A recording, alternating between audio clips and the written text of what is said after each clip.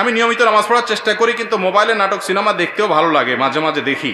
প্রশ্ন হলো, আমার নামাজ আল্লাহ তাআলা কবুল করবেন কিনা? মৃত ব্যক্তি যদি কোনো দেনাপানা থাকে, সেটা কি তার জন্য জানাজার পূর্বে মিটিয়ে দিতে হবে? ফজরের নামাজ জামাতে আদায় করতে না পারলে ওই সময় বাড়িতে আদায় করা সম্পর্কে জানতে চাই। ফজরের নামাজ যদি আপনি জামাতে আদায় করতে না পারেন, তাহলে সেক্ষেত্রে বাড়িতে আপনার যারা আছেন আত্মীয় স্বজন, আপনার বউ বাচ্চা, তাদেরকে নিয়ে বা যারা আছে তাদেরকে নিয়ে জামাতে আদায় করবেন, একা একা করবেন না। আর এটা মাঝে মধ্যে হতে পারে, নিয়মিত যদি এটা হয় তাহলে আপনি ভালো মুসলমান হতে পারলেন না। ফজরের নামাজ জামাতের সাথে যারা হাজির হয়, এরা হলো ওই এলাকার ওই মহল্লার ক্রিম মুসল্লি। ক্রিম মুসল্লি বুঝছেন? সবচেয়ে ভালো মানের মুসল্লি, ভালো মানের ইমানদার মুসলমান। যে মুসলমান ফজরের নামাজে হাজির হয়, যে মুসলমান অন্য ওয়াক্তে হাজির হয়, ফজরে হাজির হয় না, বুঝতে হবে এই মুসলমানে কি আছে, ভেজাল আছে। এই জন্য এ ক্লাসের মুসলমান হইতে হলে ফজরের জামাতে হাজির হইতে হবে। হঠাৎ একদিন আপনার মিস হতে পারে, এখন রাত 12টা পর্যন্ত যদি মোবাইল আর ফেসবুক টিপাটিপি করেন, তাহলে ফজর নামাজ চাইলেও জামাতে পড়তে পারবেন না। এই জন্য আগে আগে ঘুমাইতে হবে। আগে ঘুমানো স্বাস্থ্যের জন্য উপযোগী, সুন্নাহ সম্মত, দেরি করবেন না। মোবাইল টিপাটিপি করেন, দিনের বেলায় করেন।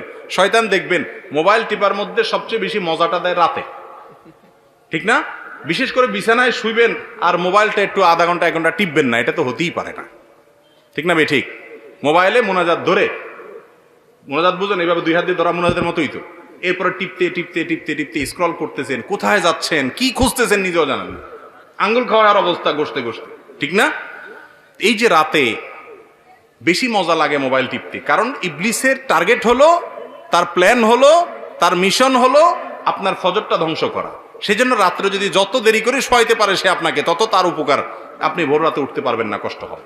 এই জন্য রাতে তাড়াতাড়ি শুইতে হবে। ফজর নামাজ কখনো মিস হয়ে গেলে বাসায় যারা আছে তাদেরকে নিয়ে জামাতের সাথে নামাজ পড়বেন, একা পড়বেন না। কারণ জামাতের সাথে নামাজ পড়লে একা নামাজ পড়ছে এতে 27 গুণ বেশি সওয়াব হয়। আপনি একটা জিনিস 1 টাকা দিয়ে যদি 27 টাকার সুবিধা পান, আপনি সেটা ছাড়বেন কোনোদিন? তাহলে জামাতে নামাজ ছাড়া একা কিভাবে নামাজ পড়া হতে পারে? এই চেষ্টা আমাদের থাকতে হবে। মৃত ব্যক্তি যদি কোনো দেনাপানা থাকে, সেটা কি তার জন্য জানাজার পূর্বে মিটিয়ে দিতে হবে? মৃত ব্যক্তির কোনো দেনা পাওনা থাকলে সেটা মিটাতে হবে, পাওনাদারের পাওনা পরিশোধ করতে হবে।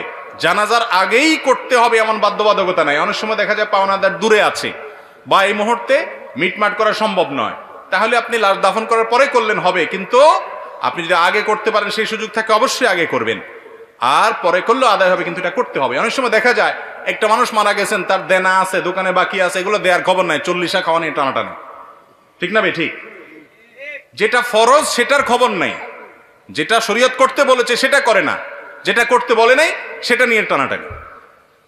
আপনার বাবা মারা গেছেন, উনি দেনাদার, পাওনাদারের কাছে ওনার পাওনা আছে, উনি ঝুলে আছেন, আল্লাহর কাছে পাকড়াও, কারণ পাওনাদারের পাওনা আছে, সেটা দেওয়ার খবর নাই।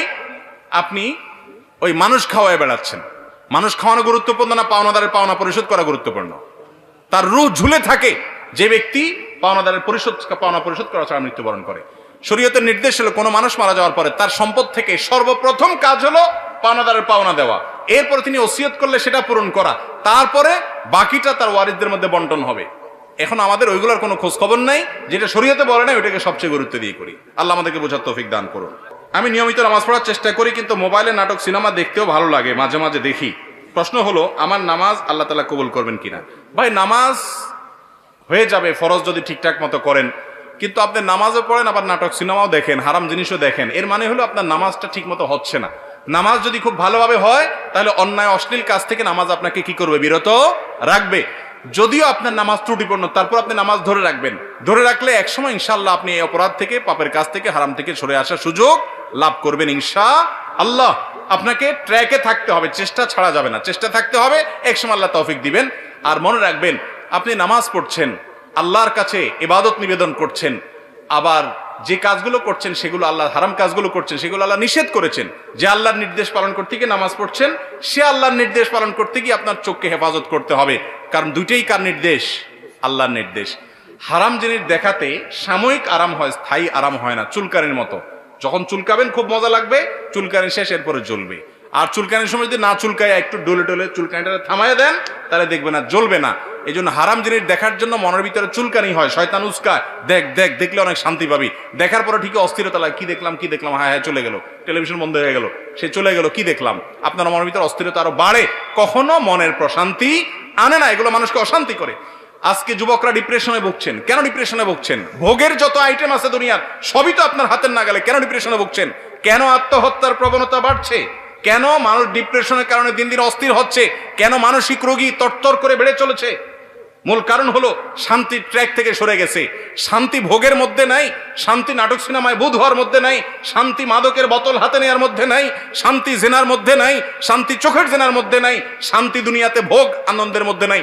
শান্তি হলো আল্লাহর আনুগত্যের মধ্যে থেকে যতটুকু বৈধ ভোগ আছে ততটুকু করার মধ্যে। যে ব্যক্তি বিবাহের মাধ্যমে তার যৌন চাহিদাকে পূরণ করে এবং হালাল পথ ছাড়া হারাম পথে যায় না, আল্লাহ তাআলা তাকে শান্তি দেন। যে অশান্তির পথে যায়, হারাম পথে যায়, অবৈধ পথে যায়, আল্লাহ তাআলা তাকে শান্তি দেয় না। এই জন্য একের পর এক দেখবেন চেঞ্জ করতে থাকে তার লাইফ পার্টনার, কিন্তু শান্তি কোথাও পায় না, ডিপ্রেশনে ভুগতে থাকে।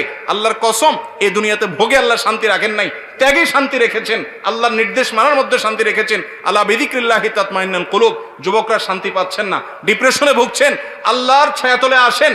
আমি শপথ করে বলছি, আপনি কোরআন হাতে নেন, কোরআন বুঝেন, আল্লাহর সাথে কথা বলেন, নামাজে দাঁড়ান, দীর্ঘ সময় কথা বলেন, সেজদায় গিয়ে আল্লাহর সাথে কানাঘুষা করেন, ভোর রাতে উঠে দোয়া করেন। আমি শপথ করে বলছি, আপনি যে শান্তি পাচ্ছেন, পৃথিবীর কোনো মিলিয়নার, কোনো বিলিয়নার সে শান্তি পায় না, সে শান্তির ধারে কাছেও যেতে পারে না যদি আল্লাহর আনুগত্য তার মধ্যে না থাকে। চেষ্টা করবো না ইনশাআল্লাহ?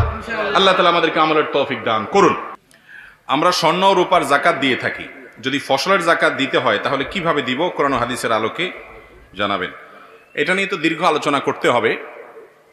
মৌলভীবাজারেই গত সপ্তাহের যে মাহফিল ছিল সেখানে বিস্তারিত আমরা বলেছি, সেটা অনলাইনে আসলে ক্লিপটা আপনারা শুনে নেবেন। বাংলাদেশে অবহেলিত একটা ফরজ কাজ হলো ফসলের যাকাত। আমরা জানিই না টাকা পয়সার যাকাত, ব্যবসার মালের যাকাত, স্বর্ণরূপার যাকাত আমরা অনেকে দেই, কিন্তু ফসলের যাকাত দেই না।